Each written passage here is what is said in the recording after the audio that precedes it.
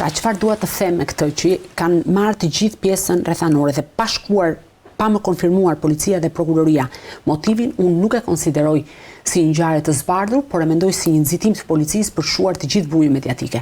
Problemi tjetër i madh është që në atë ngjarje janë gjendur persona të pa autorizuar. Për shembull, një nga asistentët e drejtorit të përgjithshëm policisë, Uljan Shpataraku, është parë gjatë gjithë kohës të jetë i pranishëm në drejtorinë e policisë. Çfarë do Uljan Shpataraku në policinë e Elbasanit, cili është atributi i tij ligjor? Nga Tirana në Absolutisht është asistenti i drejtorit të përgjithshëm, nuk mundet kursesi, nuk ka asnjë mundësi reale të shkojë dhe nuk mundet ligjërisht të qëndrojë. Dhe AMP-ja ende nuk ka hapur një hetim për praninë e tij në një hetim i cili do duhet të drejtohet nga njerëzit të cilët janë të ngarkuar nga ligji.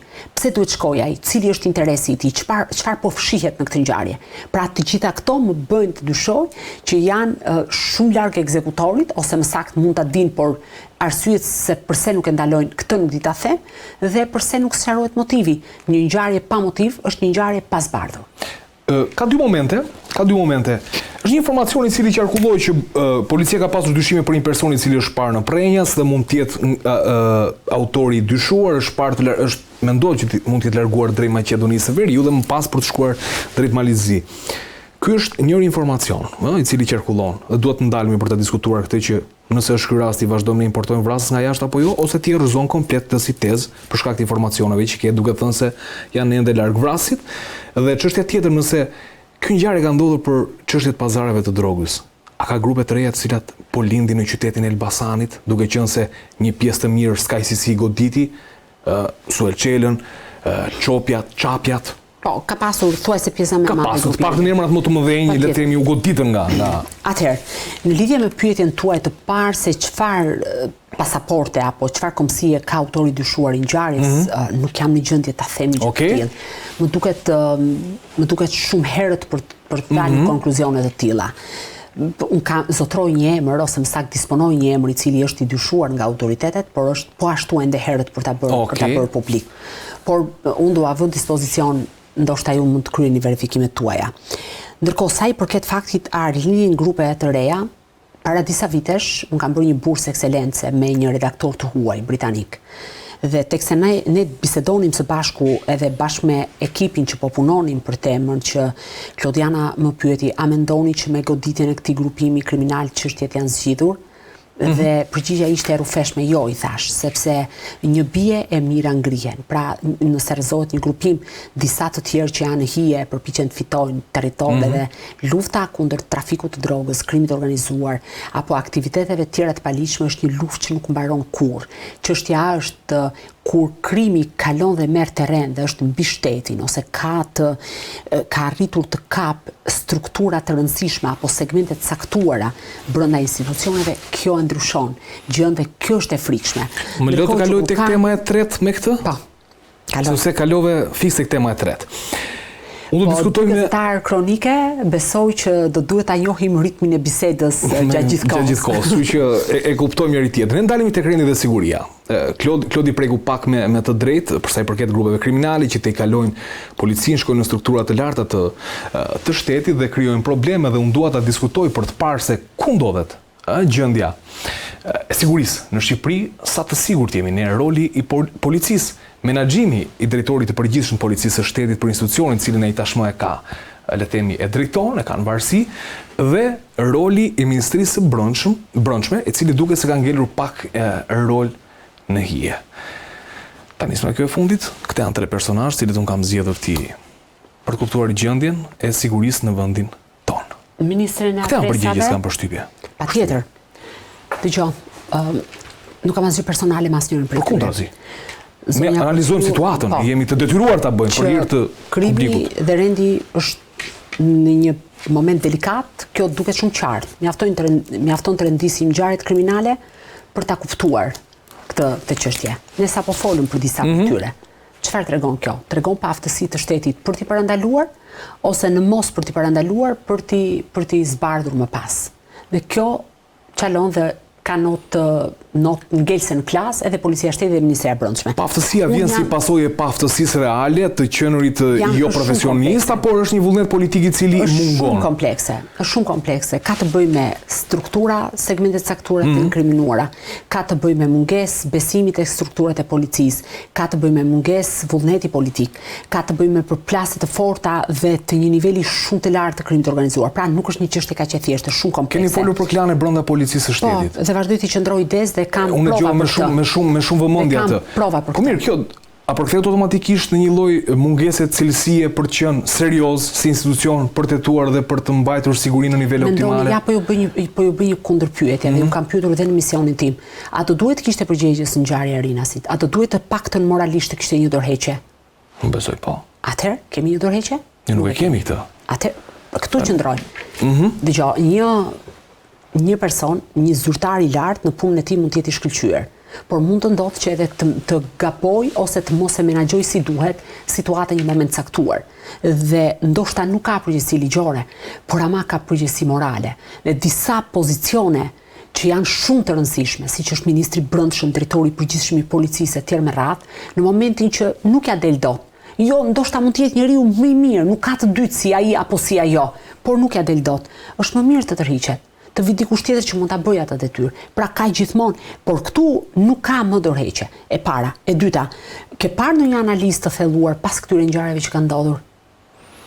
U bëkoj që nuk shohim një mbledhje, u bëkoj që nuk paktën drejtori i përgjithshëm nuk mbledh më drejtorët e qarqeve. Që nuk i binden Ilir Prodës degdise në përrrethe dhe detyrohen të japin dorëheqjen. E di çfarë ndodhi me komisariatin numër 2? U sulmova, u atakova, u përbalta gjithandej, sepse thash një të vërtetë shumë të madhe. U shkatrua një komisariat sepse arrestoi Altin Morinën. Dini gjukur Trit Van Pali? Ka dhënë dorëheqje nga Policia e Shtetit. E dini sa zyrtar që kanë merita të jashtëzakonshme në Policinë e Shtetit janë degdisur rretheve. E dini me çfarë është mbushur, cilët janë drejtuesit e Policisë së Shtetit?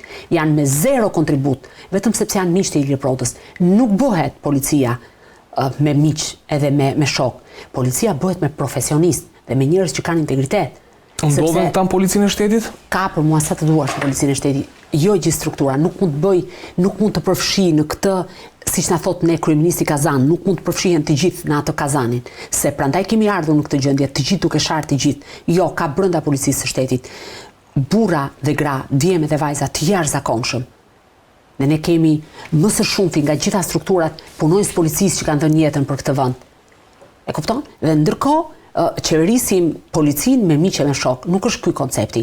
Me miq dhe me shok të cilët kanë ndarë parcelat, dikush merr para për lëret e fatit, dikush për ndërtimet pa leje, dikush tjetër merr për inertet apo për 1000 gjëra të tjera në këtë vend.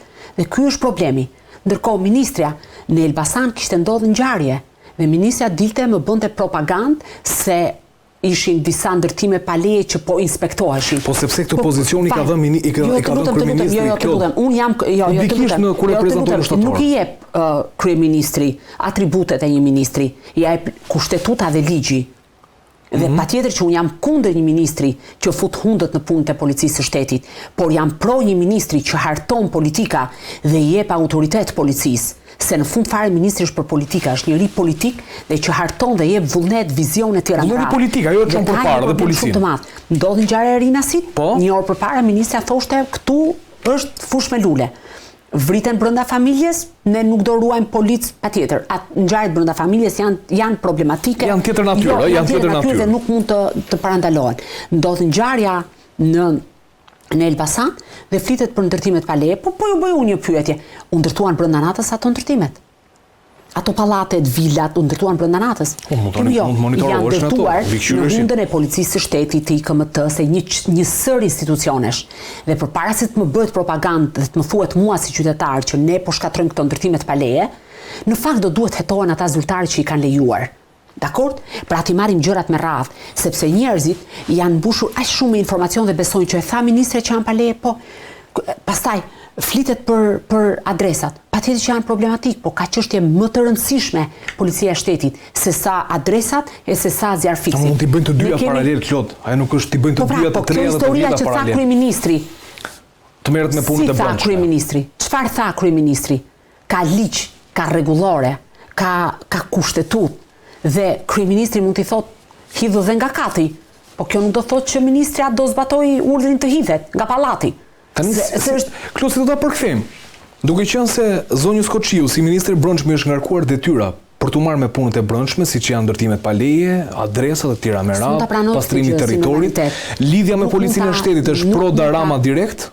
Absolutisht që po. Dhe Ilir Proda po rrin vetëm sepse Edi Rama nuk ka gjetur një dorë të fortë për ta zëvendësuar. Sepse jam e bindur që edhe vetë Edi Rama i din shumë mirë, pra kryeministrit, kërkoj ndjes për përdorimin në këtë mënyrë të emrit, po kryeministri i di shumë mirë problemet e policisë së shtetit. Dhe unë jam e bindur që në adresën e kryeministrit ka 10 ankesa në raport me policinë e shtetit. Sepse kam parë mënyrën se si ka pas në momente caktuara mbledhje të tensionuara. Kur thua nuk ka një dorë më të fortë si Ilir Proda, në shkon tekst e ke, Klod, ke një dorë e cila i shërben qeverisë për interesat caktuara, po është një dorë më e fortë profesionale. Po çfarë mendon? Nuk e di po të pyes. Drejtori i përgjithshëm i policisë së shtetit është aty sepse i intereson politikës dhe në veçanti kryeministrit. Sepse po të donin të bënin një drejtor që i shërbente qytetarëve, do të kishim emra të tjerë të cilët mund ta kishin zënë vendin e Ilir Prodës. Dhe brenda atyre të cilët kandiduan atko ka patur realisht njerëz me shumë integritet, të cilët sot po sulmohen në mënyrë të frikshme. Dhe ju i dini këto gjëra, po duke qenë se kemi ndruar rolet sot, jam i detyruar të të pyes dhe kam kënaqësinë përveç se jam i detyruar. Po lidhet e policisë me grupet kriminale. Si do mi përktheje se kemi parë disa emra, një pjesë të tyre ne i njohim dhe personalisht. Andi, dëgjoj, duhet të jemi korrekt. Lidhjet policisë, segmentet caktuar policisë, individëve caktuar për qenë korrekt, edhe në vende të tjera, nuk ndodh. Pra ndodh gjithmonë kjo. Ndodh gjithmonë dhe në vende shumë të zhvilluara. Çfarë mua më shqetëson është vetëm një aspekt.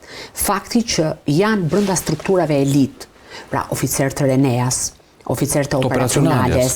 Kjo më shqetëson, sepse aty do të thotë që ata njerëz zotrojnë informacion të jashtëzakonshëm, të cilët, nëse ky informacion keq përdoret, mund të përbëjë shkak për ngjarje të rënda kriminale, për shkatrim të operacioneve, për dështim të gjithë strukturave të tjera që mund të përpiqen për ta ndërtuar një gjë. Kjo më shqetëson mua, jo se nuk ka edhe në vende të tjera.